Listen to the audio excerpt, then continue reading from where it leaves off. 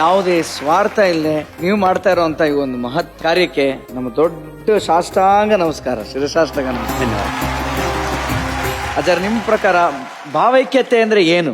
ಇಂಥ ವಿದ್ವತ್ಪೂರ್ಣ ವೇದಿಕೆ ಮೇಲೆ ಬರುವ ಸೌಭಾಗ್ಯ ನಮ್ಮದಾದದ್ದು ಇದು ವಿಶೇಷ ಪುಣ್ಯ ಅಂತೇಳಿ ಭಾವಿಸ್ತೀನಿ. ಅದಕ್ಕಾಗಿ ತಮಗೆ ಮೊದಲು ಧನ್ಯವಾದಗಳನ್ನು ಹೇಳಿ, ಭಾವೈಕ್ಯತೆ ಅಂತಂದ್ರೆ ಮೊದಲು ತಾನು ನಂಬಿದ ಧರ್ಮವನ್ನ, ತಾನು ನಂಬಿದ ಸಿದ್ಧಾಂತವನ್ನ ಚೆನ್ನಾಗಿ ಅರ್ಥ ಮಾಡಿಕೋಬೇಕು.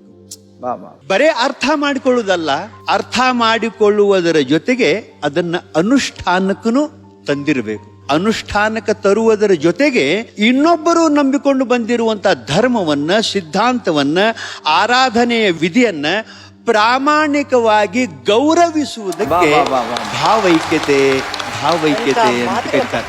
ನಮ್ಮ ಭಾವಗಳು ಎಲ್ಲಿ ಹೋಗಿ ಐಕ್ಯ ಆಗ್ತಾವೋ ಅದಕ್ಕೆ ಭಾವೈಕ್ಯತೆ ಅಂತ ಕರೀತಾರೆ. ರಾಮಕೃಷ್ಣ ಪರಮಹಂಸರು ಒಂದು ಮಾತನ್ನು ಹೇಳ್ತಾರೆ, ದೇಶಕ್ಕೆ ಕಾಲಕ್ಕೆ ಅವಶ್ಯಕತೆಗೆ ತಕ್ಕಂತೆ ನಾನಾ ಮತಗಳು ಹುಟ್ಟಿಕೊಂಡಿವೆ, ಎಲ್ಲ ಮತಗಳು ಪಥಗಳೇ, ಮತವೇ ಪರಮಾತ್ಮವಲ್ಲ. ನಾವು ಸಾಗಿ ಹೋಗಬೇಕು. ಅದು ಅವ್ಯಕ್ತವಾದ ಮಹಾಶಕ್ತಿ ಚೇತನ, ಅದೊಂದು ಸಾಗರದಂತೆ ಅದ. ನದಿಗಳು ತಾವು ಹುಟ್ಟಿದ ಸ್ಥಾನದಿಂದ ಹಿಡ್ಕೊಂಡು ಸಮುದ್ರ ಸೇರುವವರೆಗೆ ಭಿನ್ನ ಭಿನ್ನ ನಾಮ ರೂಪ ಕ್ರಿಯೆಗಳನ್ನು ಪಡ್ಕೊಂಡಿರ್ತಾವ. ಯಾವಾಗ ಸಾಗರಕ್ಕೆ ಸೇರ್ತಾವೋ ಆವಾಗ ಯಾವ ನದಿ ಅಂತ ಗುರುತಿಸ್ಲಿಕ್ಕೆ ಸಾಧ್ಯ ಇಲ್ಲ. ಅದರ ನಾಮ ರೂಪ ಕ್ರಿಯೆ ಹೆಂಗ ಅಳದು ಹೋಗ್ತಾವೋ ಹಂಗ ಒಬ್ಬ ಸಾಧಕ ಒಂದು ಧರ್ಮದ ಚೌಕಟ್ಟಿನಲ್ಲಿ ಸಾಗಬೇಕು. ಪರಮಾತ್ಮನಲ್ಲಿ ಬೆರೆತ ಅಂತಂದ್ರೆ ಆವಾಗ ಅವನ ನಾಮ ರೂಪ ಕ್ರಿಯೆ ಧರ್ಮ ಎಲ್ಲ ಹೋಗಿಬಿಡ್ತಾವ, ಅವ ಒಂದಾಗಿ ಬಿಡ್ತಾನು. ಇದು ನಿಜವಾದ ಭಾವೈಕ್ಯತೆ. ಅಂಥ ಭಾವೈಕ್ಯತೆ ಬರಬೇಕಾಗಿತ್ತು ಅಂತಂದ್ರೆ ಈಗ ಸದ್ಯ ನಾನು ನಂಬಿದ ಧರ್ಮವನ್ನು ಚೆನ್ನಾಗಿ ತಿಳ್ಕೊಂಡು ಅನುಷ್ಠಾನಕ್ಕೆ ತಂದು ಇನ್ನೊಬ್ಬರು ನಂಬಿದ ಧರ್ಮವನ್ನು ಪ್ರಾಮಾಣಿಕವಾಗಿ ಗೌರವಿಸುವುದರ ಜೊತೆಗೆ ಸಹೋದರ ಭಾವನೆಯಿಂದ ಹೋಗುವುದೇ ನಿಜವಾದ ಭಾವೈಕ್ಯತೆ. Excellent excellent excellent. ಈ ಭಾವೈಕ್ಯತೆನ ಸಾಧಿಸೋ ವಿಧಾನಗಳು ಏನಾರು ಇದೆಯಾ? ಅನುಭಾವಿಗಳ ಸಾನ್ನಿಧ್ಯದಲ್ಲಿ ಎಲ್ಲ ಧರ್ಮ ಗ್ರಂಥಗಳ ಅಧ್ಯಯನ ನಡಿಬೇಕು. ಎಲ್ಲ ಧರ್ಮ ನಾನು ಈಗ ಕುರ್ಆನ್ ನಂಬಿಕೊಂಡು ಬಂದವ, ನಾನು ಬರೇ ಕುರ್ಆನವನ್ನು ಬಿಟ್ರೆ ಇನ್ನೊಂದು ಧರ್ಮ ಗ್ರಂಥ ನೋಡುವುದಿಲ್ಲ ಅಂತ ಮಡಿವಂತಿಕೆ ನಾ ಮಾಡೀನಿ ಅಂತಂದ್ರೆ ನನ್ನಷ್ಟು ಸಣ್ಣವರು ಯಾರೂ ಇಲ್ಲ. ನನ್ನ ಭಾವನೆ ವಿಶಾಲ ಆಗಲಿಕ್ಕೆ ಸಾಧ್ಯನೇ ಇಲ್ಲ.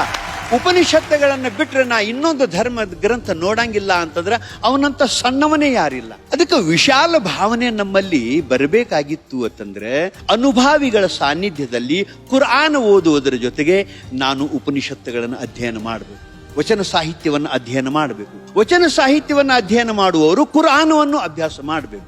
ಉಪನಿಷತ್ತುಗಳನ್ನ ಅಭ್ಯಾಸ ಮಾಡುವವರು ವಚನ ಸಾಹಿತ್ಯ ಕುರಾನ್ ಅಭ್ಯಾಸ ಮಾಡಬೇಕು. ಯಾಕೆ ಮಾಡಬೇಕು ಅಂತೀನಿ ಅಂತಂದ್ರೆ ನೀವು ಪ್ರಾಮಾಣಿಕವಾಗಿ ಈ ಧರ್ಮ ಗ್ರಂಥಗಳನ್ನ ನೋಡಿದ್ರಿ ಅಂತಂದ್ರೆ ಧರ್ಮದ ಬಗ್ಗೆ ಬರುವ ವ್ಯಾಖ್ಯಾನ, ದೇವರ ಬಗ್ಗೆ ಬರುವ ವ್ಯಾಖ್ಯಾನ ಒಂದೇ ಅನ್ನೋದು ನಿಮಗೆ ಮನದಟ್ಟಾಗಿ ಬಿಡ್ತದೆ. ಅದು ವಿಷಯ ಅಲ್ಲಿರೋದು. ಅಜರ, ನೀವು ಜೀವನದಲ್ಲಿ ಇಷ್ಟು ನೋಡ್ಕೊಂಡ್ ಬಂದಿರಿ, ಆವಾಗಿನ ಕಾಲಕ್ಕೂ ಈಗ ಏನು ವ್ಯತ್ಯಾಸ ಆಗ್ತಾ ಇದೆ? ಎಲ್ಲಿ ಏನಾರು ದಾರಿ ತಪ್ತಾ ಇದೆಯಾ, ಏನಾರು ಹೋಗ್ತಿದ್ಯಾ?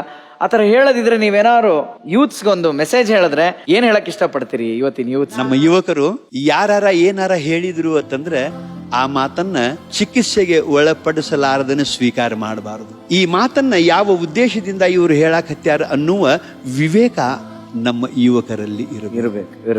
ನಾವು ಅವರ ಭಾವನೆಗೆ ಒಳಗಾಗಿ ಹೋಗಬಾರದು. ನಾವು ಸ್ವಯಂ ವಿವೇಕಿಗಳಾಗಿ ನಿರ್ಣಯಿಸಬೇಕು. ನಾವು ಯಾವುದು ಸರಿ, ಯಾವುದು ತಪ್ಪು, ಯಾವುದು ನಾ ಮಾಡಬೇಕು, ಯಾವುದನ್ನ ನಾ ಮಾಡಬಾರದು, ಇದರದ ವಿಚಾರ ನಮ್ಮ ಯುವಕರಲ್ಲಿ ಇರಬೇಕು ಅನ್ನೋದು ನನ್ನ ಕಳಕಳಿಯ ವಿನಂತಿ.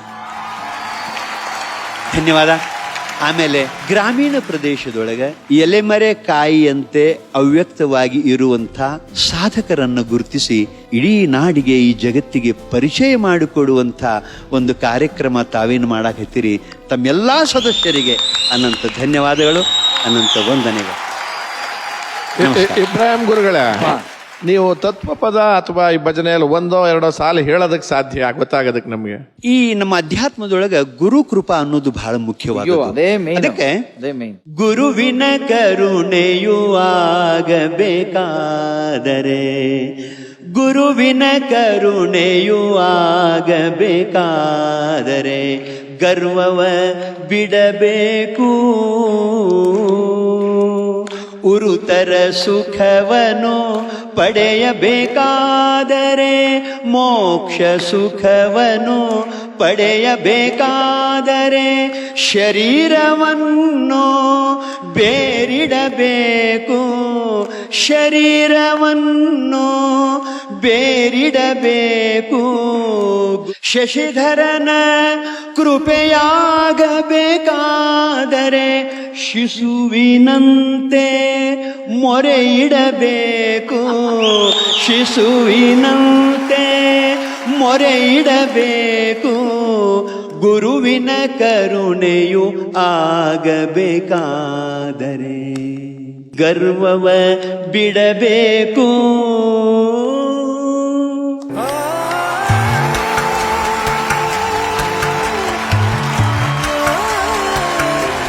ಈಗಷ್ಟೇ ಮೊಳಕೆ ಹೊಡೆದು ಬೆಳೀತಾ ಇರೋ ಒಬ್ಬ ಶಿಷ್ಯನಿಗೆ ತಾನು ಸರಿಯಾದ ಗುರು ಕೈಲಿ ಸಿಕ್ಕಿದ್ದೀನಿ ಅಂತ ಅವನಿಗೆ ಹೇಗೆ ಗೊತ್ತಾಗೋದು? ನಿಜವಾದ ಗುರುವಿನ ಲಕ್ಷಣ ಏನು ಅಂತ ಕೇಳಿದರೆ, ದೋಷರಹಿತವಾಗಿ ಪರತತ್ವದ ಅನುಭೂತಿಯನ್ನ ನಮಗ ಮಾಡಿ ಕೊಡ್ತಿದ್ರು ಅಂತಂದ್ರೆ, ವಿಶ್ವವೆಲ್ಲ ಭಗವತ್ ಸ್ವರೂಪವಾಗಿ ಕಾಣುವ ಜ್ಞಾನದ ದಿವ್ಯ ದೃಷ್ಟಿಯನ್ನ ನಮಗ ಕೊಡ್ತಿದ್ರು ಅಂತಂದ್ರೆ ಅವರು ನಿಜವಾದ ಗುರು ಅಂತ ತಿಳ್ಕೋಬೇಕು. ಯಾವುದಾದ್ರೂ ಒಂದು ಚೌಕಟ್ಟಿನಲ್ಲಿ ಒಂದು ಧರ್ಮದ ಬಗ್ಗೆ ಆಗಲಿ ಅಥವಾ ಒಂದು ಮತದ ಬಗ್ಗೆ ಆಗಲಿ ಅಭಿಮಾನವನ್ನು ತುಂಬಿ ಇನ್ನೊಂದು ಧರ್ಮವನ್ನ ಮತವನ್ನ ಕಡೆಗಣಿಸಿ ನೋಡುವಂಥ ಮಾತುಗಳನ್ನು ನಮಗೆ ಹೇಳ್ತಿದ್ರು ಅಂತಂದ್ರೆ ಅವರು ನಿಜವಾದ ಗುರುಗಳು ಅಲ್ಲ ಅಂತ ನಾವು ತಿಳ್ಕೋಬೇಕು. ನಿಜಗುಂಡ್ರು ಅದನ್ನು ಹೇಳ್ತಾರೆ, ಇದು ಸತ್ಯಾನುಭವ, ಇದು ಮಿಥ್ಯಾನುಭವವೆಂದು ಒದವಿ ಬೋಧಿಪನೆ ಸದ್ಗುರುವಕ್ಕು ಅಂತ. ಆ ಪರಮಾತ್ಮನ ಅನುಭವ ಸತ್ಯದ ಅನುಭವ, ಅದನ್ನ ಬಿಟ್ಟರೆ ಉಳಿಕೆ ಎಲ್ಲ ಅನುಭವ ಮಿಥ್ಯದ ಅನುಭವ. ಸತ್ಯದ ಅನುಭವವನ್ನು ಸರ್ವರಲ್ಲಿ ನೀನು ಕಾಣು, ಆ ಅನುಭವ ಮಾಡ್ಕೋ ಅಂತ ಹೇಳ್ತಾ ಇರಬೇಕು. ಅವ ನಿಜವಾದ ಗುರು. ಅದಕ್ಕೆ ಎತ್ತೆತ್ತ ನೋಡಿ ದತ್ತತ್ತ ನೀನೇ ದೇವ ಅನ್ನೋ ಅನುಭೂತಿ ಬಂತು ಅಂತಂದ್ರೆ, ಮೈ ಜಿಧರ ದೇಖತಾ ಹೂಂ ಉಧರ ತೂ ಹಿ ತೂ ಹೈ, ಆಗೆ ಭಿ ತೂ ಹೈ पीछे भी तू है, दाएं भी तू है, बाएं भी तू है, ऊपर भी तू है, नीचे भी तू है, अंदर भी तू है, बाहर भी तू है.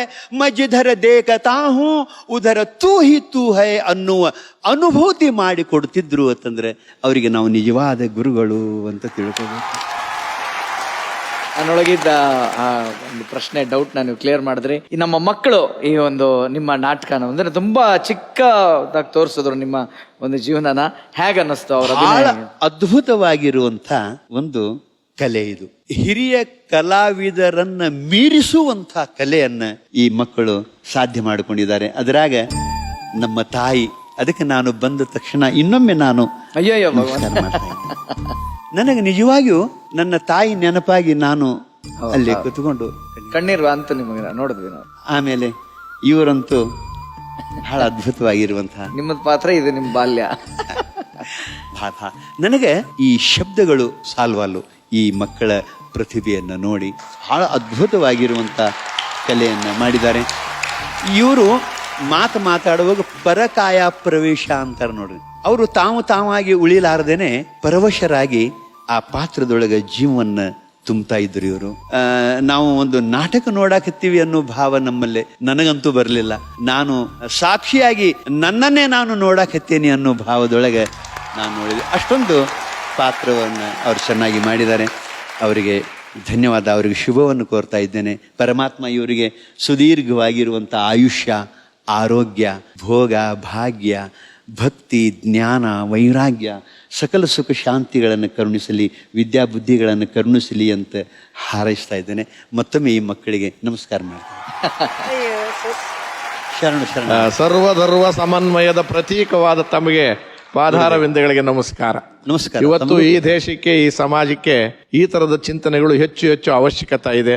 ಭಾವೈಕ್ಯತೆಗೆ ಇನ್ನೊಂದು ಉದಾಹರಣೆ ತಾವು. ಹಿಂದೂ ಧರ್ಮ, ಸಿಖ್ ಧರ್ಮ, ಮುಸಲ್ಮಾನರ ಧರ್ಮ, ಜೈನ ಧರ್ಮ ಎಲ್ಲವೂ ಒಂದೇ ಅನ್ನೋದನ್ನ ಇವತ್ತು ಈ ವೇದಿಕೆ ಮುಖೇನ ಸಾರ್ವಜನಿಕರಿಗೆ ತಿಳಿಸ್ಬೇಕಾದ ಅಗತ್ಯ ಇತ್ತು. ತಾವು ಮಾಡಿದ್ದೀರಾ. ವಿಭಿನ್ನತೆಯಲ್ಲಿ ಏಕತೆ ಕಾಣ್ತಿರೋ ಈ ರಾಷ್ಟ್ರಕ್ಕೆ ನಿಮ್ಮಂಥವ್ರ ಅಗತ್ಯ ಇದೆ, ಪ್ರವಚನಗಳ ಅಗತ್ಯ ಇದೆ. ಧನ್ಯವಾದಗಳು. ನಮಸ್ಕಾರ ತಮಗೂ. ಆಮೇಲೆ ಕರ್ನಾಟಕದ ಜನತೆಯ ಪರವಾಗಿ ನಿಮ್ಮ ಸ್ಪಷ್ಟವಾದ ಕನ್ನಡಕ್ಕೆ ಶ್ರೇಷ್ಠಾಂಗ ನಮಸ್ಕಾರಗಳು. ಧನ್ಯವಾದಗಳು ಸ್ವಾಮಿ. ಆಮೇಲೆ ಬಂದು ನಿಮ್ಮ ಪಾದಕ್ಕೆ 2 ಪಾದ ಮುಟ್ಟಿ ನಮಸ್ಕಾರ ಮಾಡ್ತೀನಿ. ಅದಕ್ಕೆ ನಾನು ಅರ್ಹಳಲ್ಲ ಅಂತಾನು ಅನಿಸ್ತಾ ಇದೆ.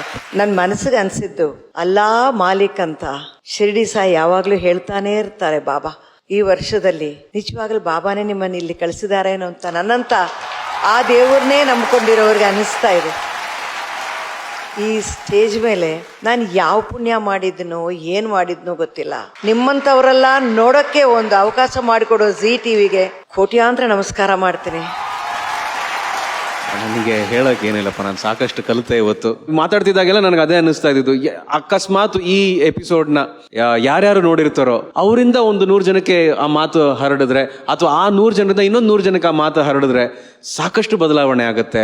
ಎಷ್ಟೋ ವಿಚಾರಗಳಲ್ಲಿ ನಾವು ಹೆಮ್ಮೆ ಪಟ್ಕೊಳ್ಳೋಂಥ ಕೆಲಸಗಳನ್ನ ನಮ್ಮ ಪೀಳಿಗೆ ಮಾಡುತ್ತೆ, ನಮ್ಮ ಸಮಾಜ ಮಾಡುತ್ತೆ. ಎಚ್ಚೆತ್ಕೋತೀವಿ ಬಹಳ ವಿಚಾರಗಳಲ್ಲಿ. ಇದಕ್ಕೆ ತುಂಬಾ ಇಷ್ಟಪಡುವಂಥ ವಿಚಾರಗಳನ್ನ ಇವತ್ತು ನಾವು ಕೇಳ್ದಲೇ ನೀವು ವೇದಿಕೆ ಮೇಲೆ ತಂದಿದ್ದೀರಿ ಗುರುಗಳೇ. ನನಗೆ ಹೆಚ್ಚು ಮಾತುಗಳು ಬರ್ತಿಲ್ಲ, ಬರೀ ಗೌರವ ಮಾತ್ರ ಕೊಡಬಲ್ಲೆ, ನಿಮ್ಮ ಆಶೀರ್ವಾದ ಮಾತ್ರ ನಾನು ಬೇಡಬಲ್ಲೆ ಅಷ್ಟೇ. ಗುರುಗಳೇ, ಒಟ್ಟಾರೆ ನೀವು 2-3 ವಿಚಾರ ಹೇಳಿದಾಗ ನಮ್ಮನ್ನು ಎಲ್ಲಿಗೋ ಕರ್ಕೊಂಡು ಹೋದ್ರಿ. ಅದಕ್ಕೆ 2 ಹೇಳ್ತೀನಿ. ಒಂದು, ಈಗ ಮುಸಲ್ಮಾನರು, ಹಿಂದೂ, ಜೈನರು, ಸಿಖ್ರು, ನಮ್ಮ ದೇಶದಲ್ಲಿ ಇರ್ತಕ್ಕಂಥವ್ರು ಎಲ್ಲರೂ ಅವ್ರು ಯಾರಾದ್ರೂ ಕುಸ್ತು ಬಿದ್ದಾಗ ಯಾವನ ಔಷಧಿ ಕೊಡ್ತಾನೋ ಅವನು ಜಾತಿ ನೋಡಲ್ಲ. ನಾವು ಔಷಧಿ ತಗೋತೀವಿ, ಮಿಕ್ಕಿದ ಕಡೆ ಎಲ್ಲ ಜಾತಿ ನೋಡ್ತೀವಿ, ಪಂಥ ನೋಡ್ತೀವಿ. ಆ ಬ್ಲಡ್ ಯಾರನ್ನ ಕೊಟ್ಟರು ಕೂಡ ಸಾಯೋವಾಗ ಅದು ಯಾವ ಜಾತಿಯವನಾದ್ರೂ ಆಗ್ಬೋದು, ಅವನೇ ನನ್ನ ದೇವರು ಅನ್ಕೋಬೇಕಾಗತ್ತೆ, ಗುರು ಅನ್ಕೋಬೇಕು. ಹಾಗೆ ನೀವು ಆ ದೈಹಿಕ ರೋಗಕ್ಕೆ ಕೊಡೋನ್ ಎಲ್ಲರೂ ದೇವರಾಗುವಾಗ ಮಾನಸಿಕ ರೋಗ ಅಂತ ನರಳ್ತಾ ಇದ್ದೀವ, ಕೋಮು ಪಾಮು ಮಾದಿ ಹಾಗೆ ಅಂತ, ಅದಕ್ಕೆ ತಾವೇ ಗುರುಗಳು ಔಷಧಿ ಕೊಡ್ತಾ ಇದ್ದೀರಾ ಅಂತ ಕೂಡ ಇವೆರಡೂ ನನಗೆ ಅರ್ಥ ಆಯ್ತು ಇವತ್ತಿನ ಇದರಲ್ಲಿಂತ. ನಾನು ನಿಮಗೆ ನೀವು ಆ ಗುರುಗಳು. ಎಸ್, ಈಗ ನಮ್ಮ ಜಡ್ಜಸ್ ವೇದಿಕೆ ಮೇಲೆ ಬಂದು ಗುರುಗಳಿಗೆ ನಮ್ಮ ನೆನಪಿನ ಕಾಣಿಕೆಯನ್ನು ಕೊಡಬೇಕು ಅಂತ ಕೇಳ್ಕೊಂತ ಇದ್ದೀನಿ. ಸಾಧನೆ ತೋರಿದ ನಿಮಗೆಲ್ಲ ಸಾವಿರ ಸಾವಿರ ಚಪ್ಪಾಳೆ, ನಾಡಿನ ಕೀರ್ತಿಯ ಬೆಳಗಿಸಿದ ನಿಮಗಿದು ಹೆಮ್ಮೆಯ ಚಪ್ಪಾಳೆ. ಪದ್ಮಶ್ರೀ ಪುರಸ್ಕೃತ ಇಬ್ರಾಹಿಂ ಸುತಾರಂ ಅವರಿಗೆ ನಮ್ಮ ಡ್ರಾಮಾ ವೇದಿಕೆ ಕಡೆಯಿಂದ ರಿಯಲ್ ಸ್ಟಾರ್ ಎಂಬ ಗೌರವ ಕೊಟ್ಟು ಪುರಸ್ಕರಿಸ್ತಿದ್ದೀವಿ. ಅವ್ರ ವಿದ್ಯಾಭ್ಯಾಸ ಕೇಳಿದೆ ಕಿವಿನಲ್ಲಿ, ಸಿಕ್ಕಾಬಟ್ಟೆ ಓದಿದ್ದಾರೆ, 3ನೇ ತರಗತಿವರೆಗೂ ಓದಿದಾರಂತೆ.